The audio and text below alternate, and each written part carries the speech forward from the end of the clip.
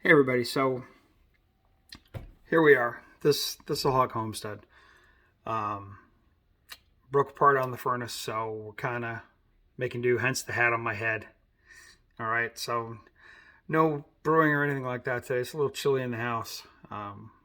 We're surviving. I think we've got it like 60 degrees, 62 degrees. So it's bearable. We've got a space heater downstairs connected to the propane, so we should be okay. All right. But we are doing today is I'm kind of starting something different. It's late night snacks because I like my late night snacks. Okay, and it's typically going to be snacks using leftovers, and that's all we're going to focus on.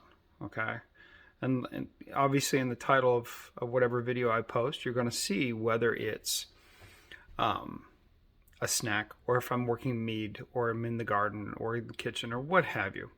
Okay, but this I think it'd be fun. A late night sex series.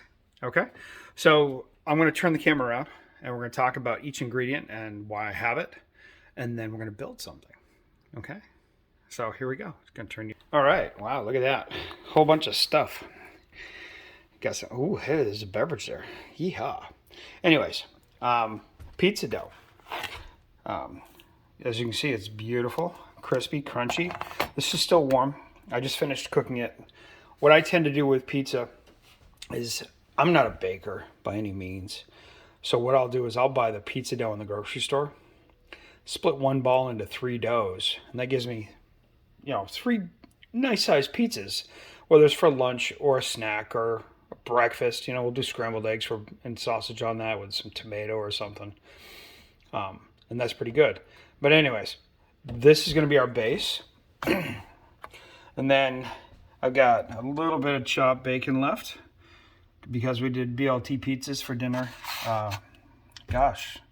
last week. So I found like 4 slices of bacon in it, which is perfect for what we're doing. I got some shredded Asiago cheese, which is left from Christmas. We use that in, maybe it was the quiche. It was either the quiche or the potatoes au gratin. I'm not sure. But anyway, so we got some Asiago. Then we have some date puree. So this is dates that are pitted, reconstituted in some lemon juice and water and what have you. My wife did that. And she made date-filled cookies, which is a real memory for me growing up. My grandmother, I can remember so vividly making date-filled cookies for us as kids. And I remember sitting perched on a chair watching her do it and wanting those cookies. And my wife graced me with this earlier last week, and I am beyond grateful for the resurgence of the memory she gave me. Lastly is the arugula. Looks a little off colors because it's getting a little old, so we're going to pick through it a bit. And we're not going to use a lot on this, so what we're going to do... Oh, I'm sorry, I digress. And this is a little Smuggler's Notch maple bourbon. Excuse me.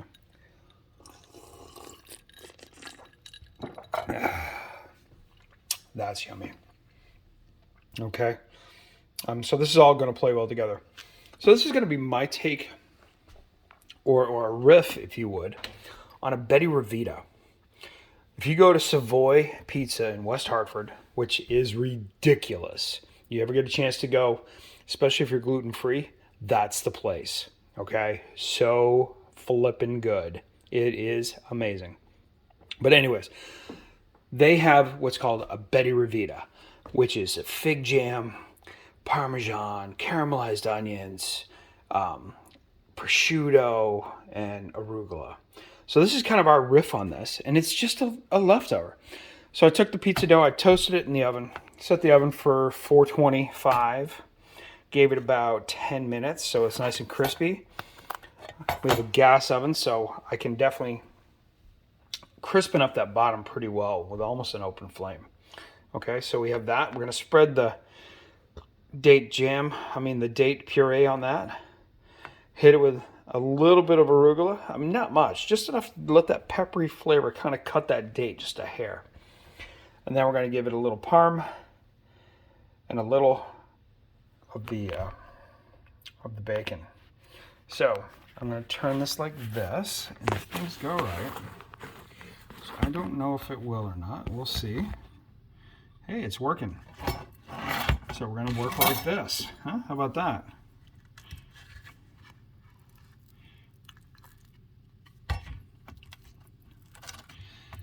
Like I said, we're just spreading it on. There's no rhyme or reason. It doesn't have to be even. And go with your own taste. You know, what works for you? Is it strawberry jam? Is it grape? Is it no jam at all? Is it peanut butter? You know, I could see this as peanut butter and fluff with a little balsamic over the top. That would be crazy. Anyways, you know, here we go, have this. So that's all good. And then we're going to take a little of that arugula like we talked about. Like I said, we're going to pick through it, get rid of the yellow, get rid of anything that might not look great. Just enough to give it a little substance. Like I said, not a ton. You do want a little bit in every possible bite, okay? That's really the only caveat. So that's really all we need right there. And then bacon. I'm going to spread that on there. Again, every possible bite, okay? So you kind of want to spread it out. So there's that. That's looking pretty. I will tell you that. It is pretty. Not pretty good, but just pretty. Chef I used to work with used to say, that's sexy. And I didn't care for him much as a person, but I gotta tell you, I agree. That, my friends, is a sexy pizza. So, that being said, to follow up on the furnace issue, we should be, in 3 to 5 days, they're going to order the part. Well, they're going to order the part and have it to us within 3 to 5 days. Thankfully, we're looking at a much warmer time period up here in New England, which I'm appreciative. Otherwise, we'd be in real trouble. But again, thank God for that space heater downstairs, because that's really allowing us to just exist and survive. So anyways, I'm going to take this off the slate and just put it on a cutting board. Listen to that crunch, huh? That's amazing. I'm just going to cut it like that. We're going to use the cutting board as our as our plate, so we don't dirty up another plate. Again, this is a late night snack type of thing. You don't want to deal with extra dishes if you can help it, okay? Because not everybody knows that you have this late night snack, whether it's your significant other, your wife, your partner, whatever. You know, a lot of times people just, and I know I'm kind of giving it up with talking about this and showing it, but you know, sometimes people need inspiration. And honestly, I need inspiration. What gets me moving is providing inspiration for others. And if I can give you a glimmer of inspiration to have something unique and fun in your life, then away we go. My life is good. So anyways, we are going to flip this around one more time. And because we're going to take the magic bite, okay? So that's what it looks like. There's my mouth. Oh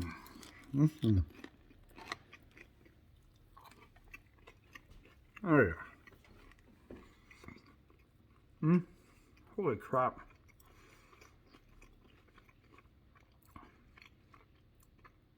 That's really good. The only thing maybe, even that, I wouldn't. I was going to say it might need a little acidic bite to kind of cut through everything, but it's not bad. It's not bad at all. Maybe a hair of balsamic glaze.